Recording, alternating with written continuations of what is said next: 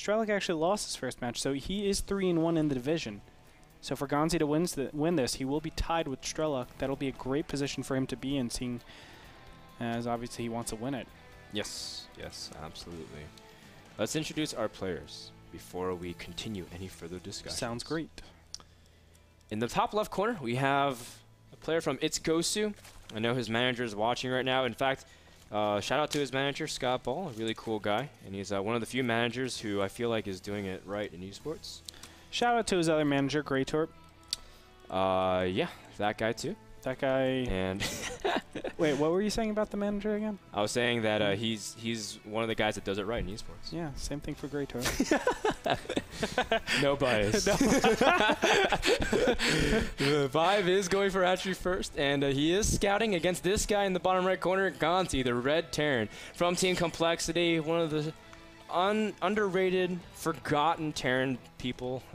I don't know how to describe it. Just there was even a storyline. Team Liquid released 7 storylines for the MLG Spring Rain. Oh, how about this storyline? The drone's about to pick off the SUV. 5 hit points. Going back to what I was saying, Team Liquid published 7 storylines for MLG Spring Arena. It's like, why is it that MLG never shows GanZi's games? And I was like, so flabbergasted as well, because GanZi's really good, and you can tell. I mean, he's got a lot of cool plans, and Belshir Beach is a map that he's not afraid to play Zerg on. He's picked this, in fact, against Zerg before. Which is crazy. Belshir Beach is normally known as the Zerg map. The expansions are away from your opponent. The push distances are very hard, but what it's really good for is controlling space and getting that momentum. And what do you know it? GanZi loves to do that. The aggressive play, the Hellions over here, and the drop over here, and the Banshees over here, etc. So it's really good. I think this will suit GanZi's style and ViBe's style really well. And it's just going to be a matter of, can GanZi break ViBe's defense? ViBe wants to defend. He wants to go into that macro game area, the end game stage where he's most comfortable. And we'll see if he's able to accomplish that here on Belshir Beach Winter. Now, ViBe is getting gas significantly earlier than he has been over the past game.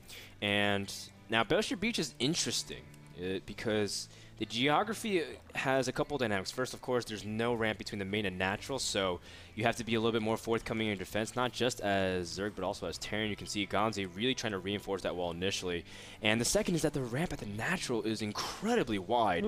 And we've seen lots of crazy builds in the past in GSL, especially Roach Bane aggression we saw in game number 1, and not even, maybe just straight up Bane links against Terran. So GanZi has to be really careful, and in the past, I've seen him actually lose in similar fashion by playing too greedy. At the same time, Belshir Beach, kind of an interesting map for taking a third as well.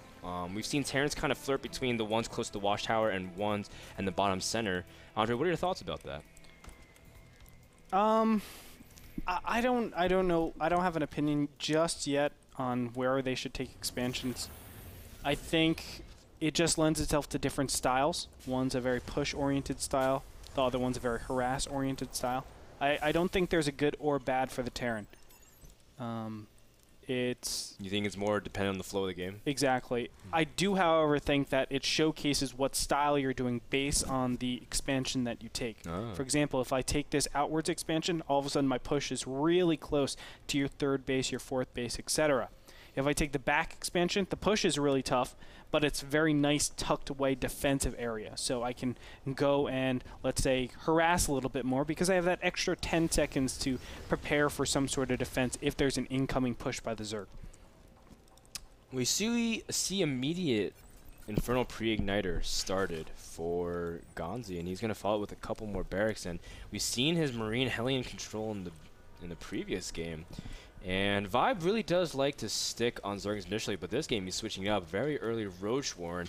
Now ViBe, what has he scouted of Terran? Nothing really, just as he's a fast expansion. His Overlord is about to get in position to maybe catch a peek. But what is going through ViBe's mind? Why the early Roach Warren? The Roach Warren is a normal thing just because you want to be careful against mass Hellions in that beginning stage. I do want to mention one thing. This Blue Flame Hellion is actually a big mind game. This is not regular Blue Flame Hellion plus Marines. I would actually see him going into Siege Tanks directly after this. What he's planning on doing is showing the Blue Flame Hellions. He's not going to really be attacking. He will do little pokes, things like that, but he wants to show it and get his opponent to think it is some sort of huge Hellion build, and then he probably goes back and plays defensive. Probably something like Siege Tank plus Marines and goes into a macro game. But considering what his opponent has seen all game long, from game 1, game 2, it's been Blue Flame Hellions. That's the name of the game both times. Yeah. So I like what is happening, and now he's going to show it as soon as this happens. It's going to force an overreaction by the Zerg, and he's hoping to just get an advantage in macro a little bit later on. ViBe's not biting too much of it, though, only making 2 roaches while squeezing in drones, and he actually started to layer, a huge sign of confidence that he doesn't actually need to focus a lot of his gas into units.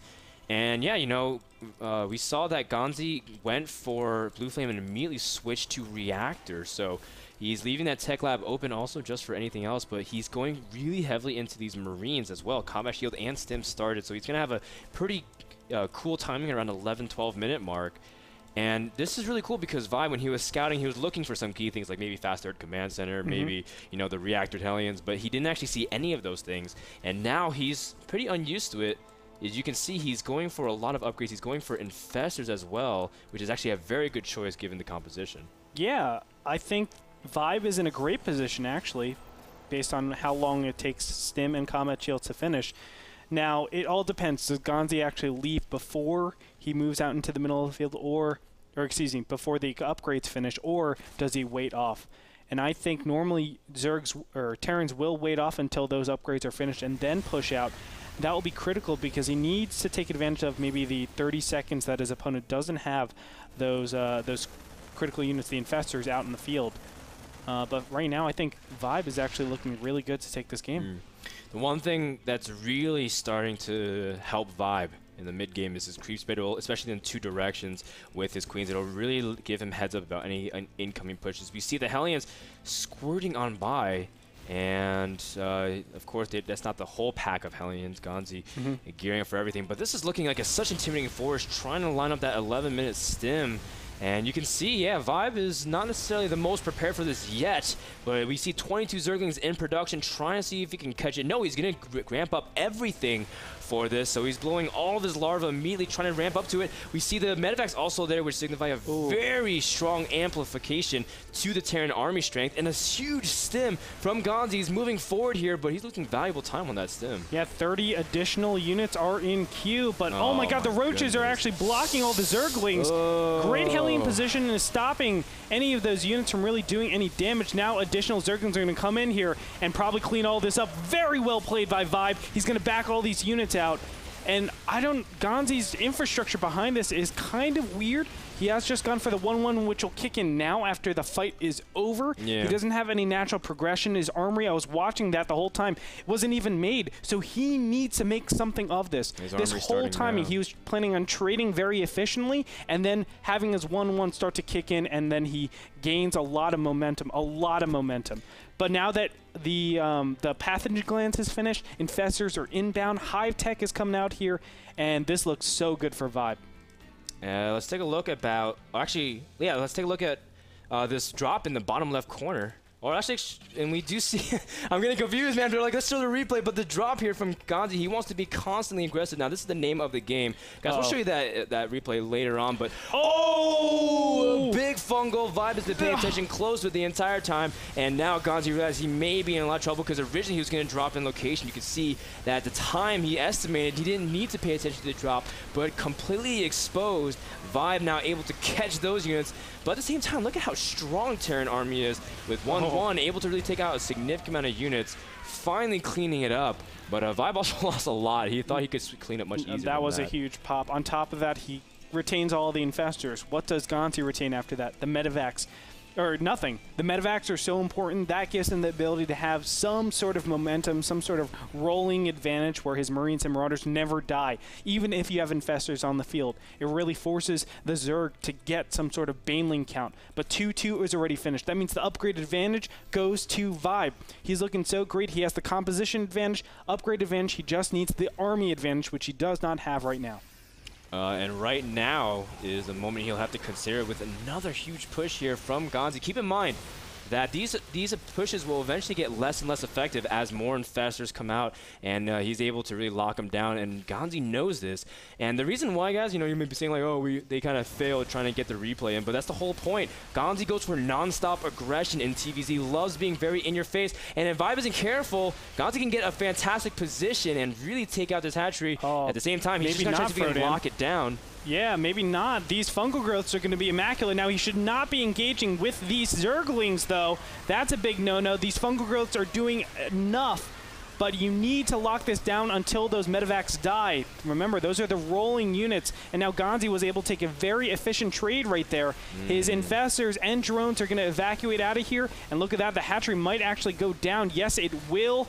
Ladies and gentlemen, GanZi might be coming back into this game with pure positioning. ViBe just overstepped his boundaries a little bit too fast. Oh, he's not really. He's trying to save the medevacs and also get them in position. That hatchery is so weak, and the Mars do manage to pick it off. And the infestors are out for revenge. You can see fungling anything they can see, spending energy almost immediately. And ViBe, he's actually just going to let those medevacs go from that point on. You can see the reinforcements more than enough. And GanZi, oh, a huge catch as well. Some of those medevacs will end up dropping. And GanZi also catches sight of the attempted 4th base, which is also really key because it's very exposed and not in the range of protection of the creep.